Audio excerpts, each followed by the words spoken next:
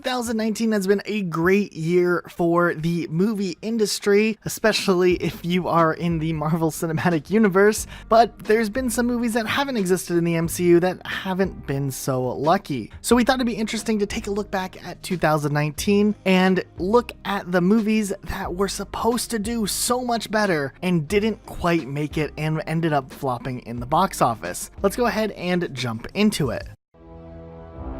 Agent Romanoff, you miss me? Oh yeah, Charles, we got ourselves an X-Men fan. Captain. Your Highness. Captain, big fan, Spider-Man.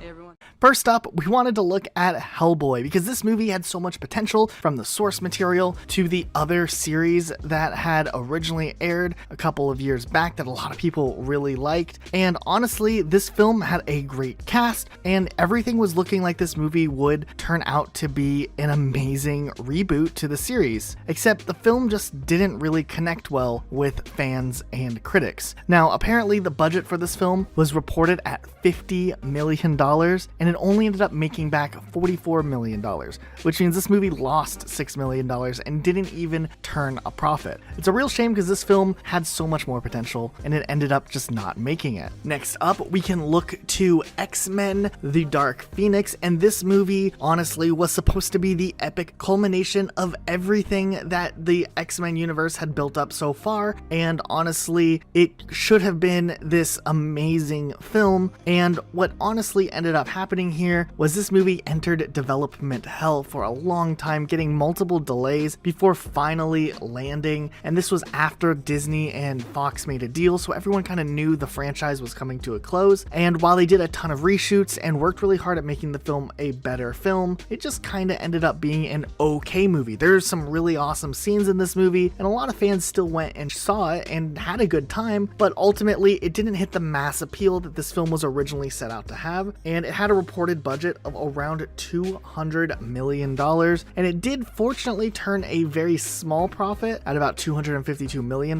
but when you account for marketing, which is usually calculated later on, it's not really the biggest profit margin that they would be happy with. Still, maybe we will see with the X-Men characters in the Marvel Cinematic Universe, maybe they'll be more lucky and the films could potentially do much better in better hands. Next, we're looking at Gemini Man, which was a film starring Will Smith, and this movie had a really ambitious premise, having Will Smith being kind of co-starring alongside himself. And while Will Smith is a great actor and the movie concept was good enough, a lot of things just kind of came out that caused this movie not to do as well as they'd hoped. The main thing really resulting in this movie not doing well was just the reviews when the movie came out weren't as high as maybe the studio was expecting, and what ended up happening with this film is that it just wasn't a strong enough movie or an enticing enough movie to get crowds to come and see that movie over seeing Joker, which had really started to hit its stride. It really started to grow some legs and make it in the box office for a long time. Ultimately, this film was supposed to have a $138 million budget, and it did turn a profit, once again similarly to X-Men, making $172 million, but still it was a pretty big flop in the box office, considering we'd seen multiple films in 2019 that easily grossed over $1 billion.